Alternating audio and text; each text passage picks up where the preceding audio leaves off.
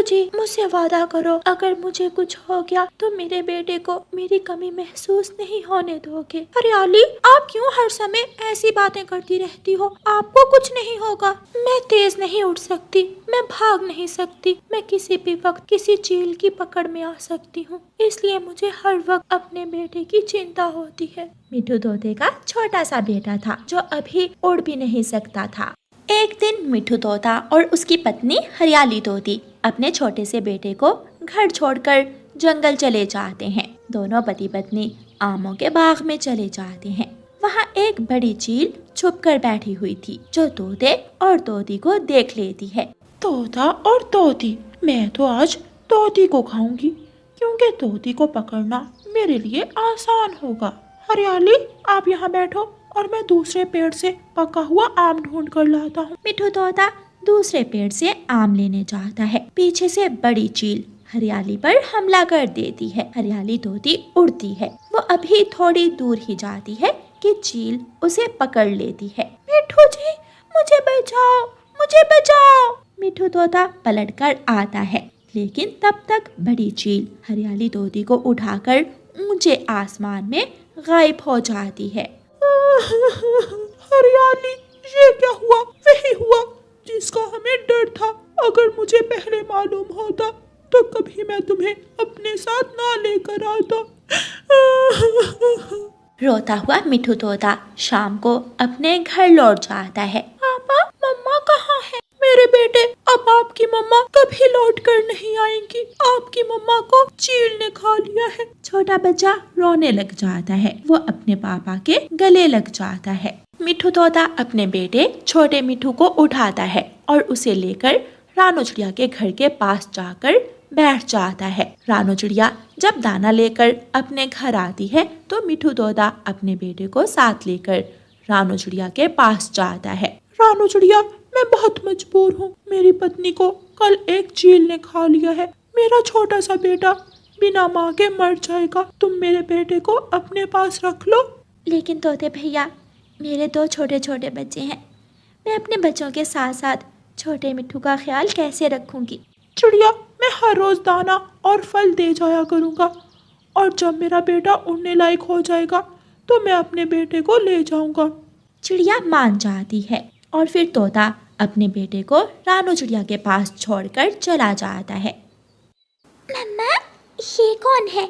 ये तो किसी तोते का बच्चा है। हाँ गुड़िया बेटी, इसकी मम्मा मर गई है और इसका पापा कुछ दिनों के लिए इसे हमारे पास छोड़ गया है। गुड़िया बड़ी थी लेकिन कुकू छोटा था। उसे छोटे तोते का अपने घर आना ज्यादा अच्छा नहीं लगा था। माँ, इसे बाहर निकाले, मैं इसे अपने घर में नहीं रहने दूंगा। कुकू बेटा, ये भी आपकी तरह छोटा है और मिठू अकेला इसका ख्याल नहीं रख सकता। बस कुछ ही दिनों की तो बात है। मैं किसी को तंग नहीं करूंगा। मैं तो अपने पापा को भी तंग नहीं करता था, फिर ना जाने क्यों पापा मुझे यहाँ छोड़ के हैं। मिठू तोता जंगल जंगल घूमता और जो दाना या फल मिलता वो लेकर सीधा रानो चिड़िया के घर आ जाता। रानो चिड़िया, ये कुछ फल मैं ढूंढ कर लाया हूँ। ये फल आप मेरे छोटे मिठू को भी दे और अपने बच्चों को भी दे देना। तोते भैया, मेरे बच्चों ने तो अभी अभी दाना खाया है, मैं ये फल छोटे मिठू को खिला दूंगी। दिन गुजरते गए और फिर एक दिन रानो चिड़िया छोटे मिठू और अपने बच्चों को साथ लेकर घर से निकलती है। छोटा मिठू रानो चिड़िया के कंधों पर बैठा हुआ था। छोटे मिठू बेटा, यहाँ बैठ जाओ और अब मैं आपको उड़ना सिखाऊंगी। लेकिन मुझे उड़ने से डर लगता है। मिठू भाई, कुछ नहीं होगा। जैसे मैं उड़ूंगी आप भी मेरे पीछे पीछे ऐसे ही उड़ने की कोशिश करना। गुड़िया छोटे मिठू की मदद करती है और थोड़ी ही देर बाद छोटा मिठू उड़ना सीख लेता है। बच्चों, आप यहाँ बैठो और मैं नदी से पानी पीकर वापस आती हूँ। मम्मा, मुझे भी पानी पीना है, मैं भी साथ जाऊंगी आपके। मम्मा चिड़िया गुड़िया को साथ लेकर नदी से पानी पीने चली जाती है। तुम गंदे हो, तुम हमारे घर में क्यों आए हो? अपने पापा के साथ चले जाओ, मुझे तुम अच्छे नहीं लगते हो। दोस्त, मेरे भाई, मैं अभी छोटा हूँ, मैंने उड़ना सीख लिया है। अब कुछ ही दिनों बाद मेरे पापा मुझे ले जाएंगे। कुकू छोटे मिठू के पास से उड़कर थोड़ी दूर जाकर बैठ जाता है और उसे घूरने लगता है। वही बड़ी चील जिसने छोटे मिठू की मम्मा को खाया था वहाँ आ जाती है और कुकू को पकड़ने की कोशिश करती है। छोटा मिठू तेजी से उड़ता है और बड़ी चील की आंखों पर जाकर अपनी तेज चोंच मारता है। चील की आंखों से खून बहने लगता है और बड़ी चील पेड़ से नीचे गिर जाती है। कुकू जल्दी चलो यहाँ से, जल्दी भागो। छोटा मिठू कुकू को वहाँ से दूर ले जाता है। शुक्रिया मेरे दोस्त, मेरे भाई, आपने मेरी जान बचाई। अगर आप ना होते तो वो चील अब तक मुझे खा गई होती। एक भाई अपने भाई की खातिर कुछ भी कर सकता है, लेकिन अब मुझे जाना होगा। मुझे अपने पापा के पास जाना होगा क्योंकि मैंने उड़ना सीख लिया है। ये सुनकर कुकू रोने लग जाता है। मेरे भाई प्लीज आप मुझे छोड़कर मत जाना। उनकी मम्मा भी आ जाती है। कुकू अपनी मम्मा को सारी बात बताता है। मम्मा, कैसा हो सकता है कि छोटा मिठू हमेशा हमारे साथ ही रहे? कुकू बेटा, अब आपको मालूम हुआ कि छोटा मिठू आपसे कितना प्यार करता है। आपके भाई ने आपकी खातिर अपनी जान को खतरे में डाला। मम्मा सॉरी, मैं अपने भाई से लड़ाई करता था। कोई बात नहीं कुकू, सगे बहन भाई भी तो आपस में लड़ते ही हैं।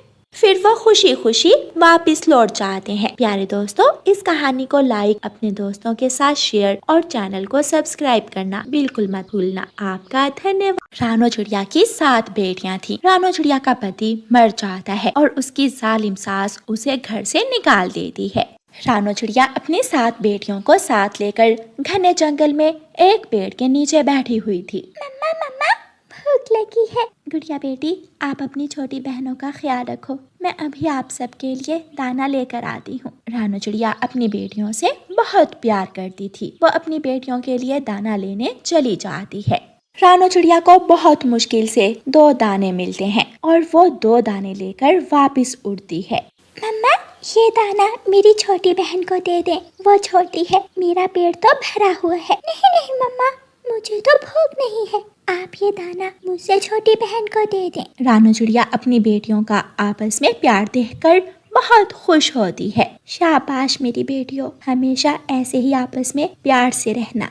दिन तो मुश्किल से गुजर जाता है और फिर रात हो जाती है। रात गुजारने के लिए उन्हें किसी छत की तलाश थी। मम्मा चिड़िया अपनी बेटियों को साथ लेकर तोते के घर जाती है। चिड़िया रानी, आप अकेली होती तो कोई बात ना थी, लेकिन आपके साथ आपकी 7 बेटियां भी हैं। मैं आप सबको अपने घर में कैसे रख सकता हूँ? ठीक है तोते भैया, मैं अपनी बेटियों को छोड़ तो नहीं सकती। फिर रानो चिड़िया अपनी 7 बेटियों को साथ लेकर कौवे के घर जाती है। चिड़िया चिड़िया, ना ना, मेरे घर में इतनी जगह नहीं है जो मैं तुम्हें अपने घर में रख सकूं। तुम ऐसा करो, कबूतर के घर चली जाओ। कबूतर का घर बड़ा है। मम्मा, कोई फायदा नहीं है, कोई भी पक्षी हमें अपने घर में नहीं रखेगा। तभी तेज बारिश शुरू हो जाती है। अब मम्मा चिड़िया बहुत ज्यादा परेशान हो जाती है। मेरी बेटियों, मेरे साथ चलो, एक बार हम आपकी दादों के पास जाते हैं। शायद तेज बारिश में आपको भीगता हुआ देखकर आपकी दादों को रहम आ जाए। फिर रानो चिड़िया अपनी बेटियों को लेकर वापस जाती है। सासू माँ कृपया करें, एक बार दरवाज़ा खोल दें, हम सब घर के एक कोने में बैठकर रात गुजार लेंगे। सासू माँ प्लीज। दादो, दादो दरवाजा खोल दे, आपकी गुड़िया भीग रही है। अगर मेरे पापा जिंदा होते तो वो कभी भी मुझे बारिश में ना भीगने देते। दादू को प्यार था तो थोड़ा बहुत गुड़िया से था। वो दरवाज़ा खोलती है। अब आई अकल ठिकाने। अच्छा ठीक है गुड़िया बेटी, तुम अंदर आ जाओ, मैं तुमको अपने घर में आने देती हूँ। मेरी मम्मा और मेरी दूसरी बहनें भी आएंगी। अगर वो नहीं आएंगी तो मैं भी नहीं आऊँगी। तो फिर जाओ तुम भी, इनके साथ ही बारिश में भीगो। दादो जोर से दरवाज़ा बंद कर लेती है। मम्मा चिड़िया अपनी बेटियों को साथ लेकर एक बार फिर से उड़ती है। वो उड़ती उड़ती इंसानों की बस्ती की तरफ पहुंच जाती है। किसान के घर के बाहर किसान की गाय खड़ी थी। रानो चिड़िया गाय के पास छपरे के नीचे जाकर बैठ जाती है। क्या आपको भी किसी ने घर से निकाल दिया है? हाँ, मुझे और मेरी बेटियों को मेरी सास ने घर से निकाल दिया है। चिंता ना करो, जब तक बारिश हो रही है आप मेरे पास बैठ जाओ और जब बारिश रुकेगी तो मेरी मालकिन आपकी मदद ज़रूर करेगी। रानू चिड़िया अपनी बेटियों को लेकर गाय के पास छपरे के नीचे बैठी रहती है। सारी रात रानू चिड़िया वहाँ गुजारती है और फिर जैसे ही सुबह होती है, किसान की पत्नी बाल्टी हाथ में लिए अपनी गाय का दूध निकालने आती है। अरे छोटी चिड़िया, तुम अपनी बेटियों के साथ यहाँ क्या कर रही हो? माँ जी, मुझे मेरी सास ने घर से निकाल दिया है और मैं अपने दोस्तों के पास भी गई, लेकिन किसी ने मेरी मदद नहीं की और मैं बारिश में भीगती हुई यहाँ आ गई। बारिश रुक गई है, इससे पहले कि दोबारा बारिश शुरू हो आपको अपना घर बनाना चाहिए। मैं मदद करूँगी आपकी, मेरे साथ आओ। गाय की मालकिन रानू चिड़िया को अपने साथ ले जाती है और अपने आंगन में बड़े पेड़ की तरफ इशारा करते हुए कहती है, ये पेड़ कैसा है? ये पेड़ घना भी है और मजबूत भी। हाँ, अगर मेरा घर इस पेड़ पर बन जाए तो मैं हमेशा आपकी एहसानमंद रहूंगी। जाओ, बढ़ई को बुला कर लाओ, मैं उसे लकड़ी देती हूँ और वो आपको इस पेड़ पर मजबूत घर बना देगा। चिड़िया अपनी बेटियों को गाय के पास छोड़कर बढ़ई के पास जाती है। बढ़ई चाचा, आपको किसान की पत्नी बुला रही है। रुको रुको, मैं अपनी आरी और हथौड़ा उठा लूं। चिड़िया बढ़ई को बुला लाती है। बढ़ई, इस बड़े पेड़ पर चिड़िया और इसके बच्चों के लिए सुरक्षित घर बना दो। मैं तुम्हें मीठे चावल बनाकर खिलाऊंगी और सिक्के भी दूंगी। ये सुनकर बढ़ई खुश हो जाता है और चिड़िया के लिए घर बनाने का काम शुरू करता है। गुड़िया बहन, मुझे मम्मा के पास जाना है। छोटी, चुप कर जाओ, आपको देखकर दूसरी बहनें भी रोना शुरू कर देंगी। मम्मा हमारे लिए घर बना रही। शाम तक रानू चिड़िया का घर बन जाता है और वो अपने बच्चों को लेकर अपने घर में बैठ जाती है। आज रानू चिड़िया बहुत खुश थी क्योंकि उसके पास अपना घर जो था। कुछ दिनों बाद रानू की सास बीमार हो जाती है। कोई भी उसकी मदद करने वाला ना था। वो घर के बाहर गिरी पड़ी थी। कव्वे, मुझे मेरे घर तक छोड़ आओ। कहाँ है तुम्हारी 7 पोतियां? अगर वो होती तो आज वो तुम्हारी मदद करती। ऐसे कहते हुए कौवा वहाँ से चला जाता है और रानू चिड़िया की सास कड़ी धूप में पड़ी अपने किए पर पछता रही थी। रानू चिड़िया बहुत खुश थी और उसने जान लिया था कि मुश्किल वक्त में जो दोस्त मदद ना करे वो कभी दोस्त नहीं होता। इसलिए चिड़िया दोबारा जंगल नहीं जाती और अपनी बेटियों के साथ उसी घर में रहती है। प्यारे दोस्तों, इस कहानी को लाइक, अपने दोस्तों के साथ शेयर और चैनल को सब्सक्राइब करना बिल्कुल मत भूलना। आपका धन्यवाद। जंगल का राजा मिठू तोता था। लंबे समय बाद मिठू राजा के यहाँ अंडे से उसका बेटा निकला था। तोता राजा और तोती रानी बहुत खुश थे, लेकिन एक परेशानी थी कि उनका बेटा कुछ भी खा नहीं रहा था। बेटा, मेरे छोटे मिठू, लो ये मीठा फल खा लो। नहीं खाऊंगा, मुझे इसका स्वाद अच्छा नहीं लगता। राजा जी, मैं तो बहुत परेशान हूँ। हमारा बेटा कुछ भी नहीं खा रहा। अगर ऐसे ही रहा तो हमारा बेटा बहुत कमजोर हो जाएगा। सिपाही, जाओ वैद्य जी को बुला कर लाओ। वैद्य जी मेरे बेटे को देखकर बताएगा कि ये कोई चीज क्यों नहीं खा रहा। उल्लू सिपाही जाता है और बुलबुल को बुला लाता है। बुलबुल छोटे राजा को देखती है। राजा जी, ये बच्चा फल और दाना नहीं खाएगा, इसे कोई मीठी चीज बनाकर खिलाएं, शायद ये बच्चा मीठी चीज खा ले। तोता राजा जंगल के पक्षियों को बुलाता है और उनसे कहता है, पक्षियों, तुम में से जिस पक्षी की बनाई हुई चीज मेरा बेटा शौक से खाएगा, मैं उसे बहुत बड़ा इनाम दूंगा। राजा जी, चिंता ना करें, मैं एक ऐसी चीज बनाकर लाऊंगी जो छोटा राजा बहुत शौक से खाएगा। राजा जी, मैं जो बनाकर लाऊंगी वो खाकर छोटा राजा खुश हो जाएगा।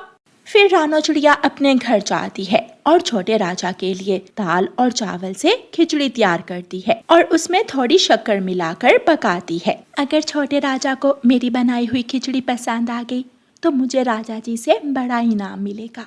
कालू जी, चिंता ना करो, इनाम तो मैं ही लूंगी। मैंने दाल चावल बनाए हैं, छोटे राजा को मेरे बनाए हुए दाल चावल बहुत पसंद आएंगे। गौरी, कहीं ऐसा ना हो कि छोटे राजा को चिड़िया की बनाई हुई कोई चीज पसंद आ जाए और वो मिठू राजा से इनाम ले ले। ऐसा कभी नहीं होगा। दूसरे दिन रानू चिड़िया दाल चावल और फलों से बनाई हुई खिचड़ी मिठू राजा के महल में ले जाती है। गौरी कव्वी भी दाल चावल बनाकर ले जाती है। छोटा मिठू दाल चावल खाता है। नहीं खाऊंगा, मैं ये दाल चावल नहीं खाऊंगा। अब रानो चिड़िया की बनाई हुई खिचड़ी मेरे बेटे के सामने रखो। चिड़िया अपनी फलों से बनाई हुई खिचड़ी छोटे राजा के सामने रखती है।